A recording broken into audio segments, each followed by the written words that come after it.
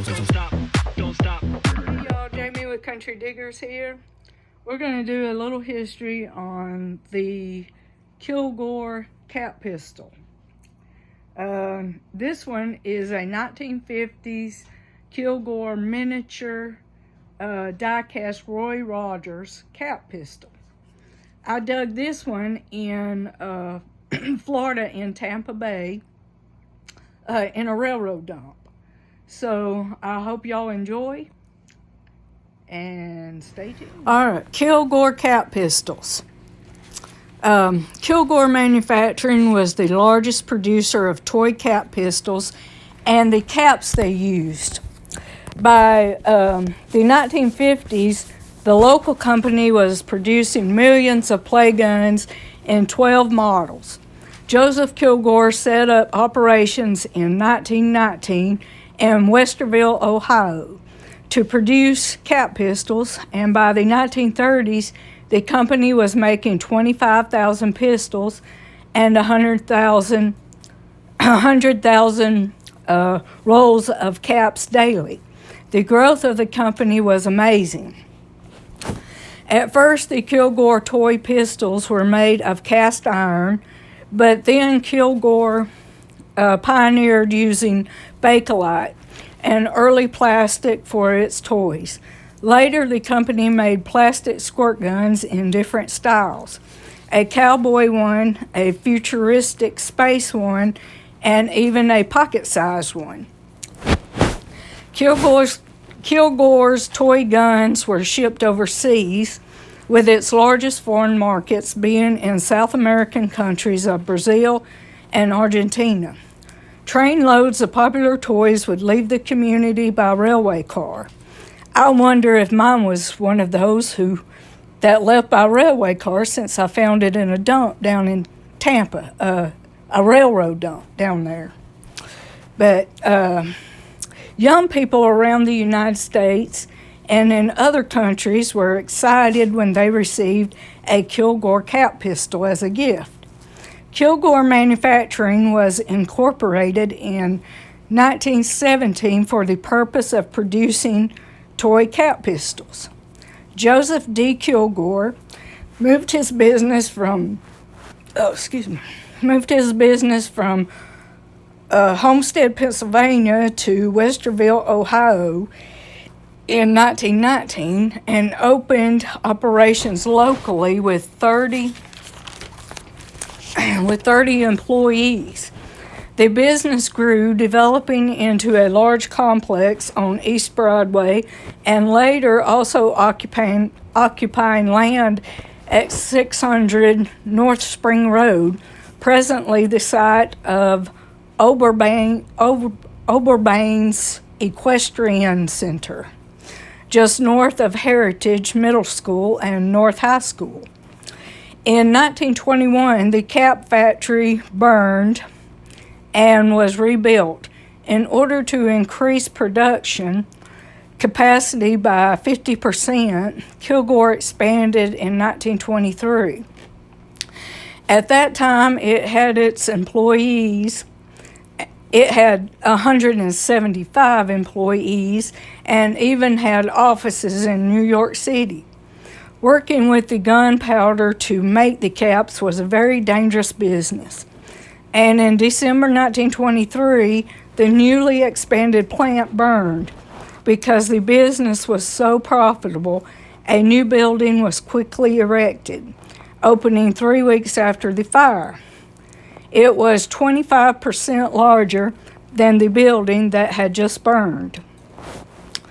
Through the 1930s and 1940s, Kilgore branched out. They made cast iron toys, including pieces of dollhouse furniture, which sold for a nickel.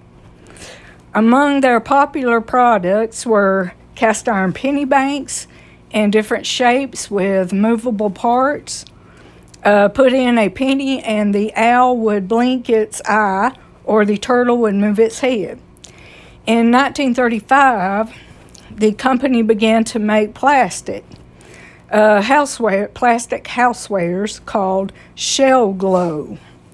The production of these items continued until 1955. Many families had picnic baskets filled with brightly colored shell glow plates and cups made in Westerville. Kilgore had offices in New York City and Chicago. They had manufacturing plants in Licking County, Tip City, Piqua, and even in Canada. As time passed, some of these other operations were phased out and more production was moved to Westerville. By the 1950s, Kilgore was using 30% of the total water and electricity produced in the community, making it Westerville's single largest user of these resources. It had around 700 employees, with 90% of them living in Westerville. Many Otterbein students helped pay their way through college working part-time at Kilgore. By 1960, the company had been sold, and in December of that year, operations in Westerville shut down. And gradually, the plant manufacturing was moved to Bolivar, Tennessee. The lack of military work, which had boosted production during the 1940s and into the 1950s, led to the closing of the plant. When it closed, the effect on the community was imminent. 400 employees either lost their jobs or had to move to Tennessee to keep them, and the annual payroll of $1.5 million was lost to Westerville and its business community. In 1929, the flare signal division of Kilgore started providing distress signals for boats and airplanes. They became the world's largest manufacturer of flares and signal devices. Fireworks were also produced by Kilgore. One Columbus paper headline proclaimed of Kilgore, "They save sailors and delight youngsters." On file at the company were numerous letters of appreciation to the company from people who were rescued and saved from injury by using Kilgore flares. The Kilgore motto was, "Light your way to safety." The Kilgore plant in Westerville became part of the war effort when the United States entered World War II. Hundreds of new employees were added as the company began to make incendiary bombs, hand grenades, fuses, and flares for the Navy. The operations were conducted in concrete block buildings scattered over the Kilgore property. Waste materials and defective products were sent to the Kilgore farm for storage. Working with these explosive materials was very dangerous, and workers were killed at the plant as accidents occurred. The company received awards from the Army and the Navy for its contribution to the wartime effort.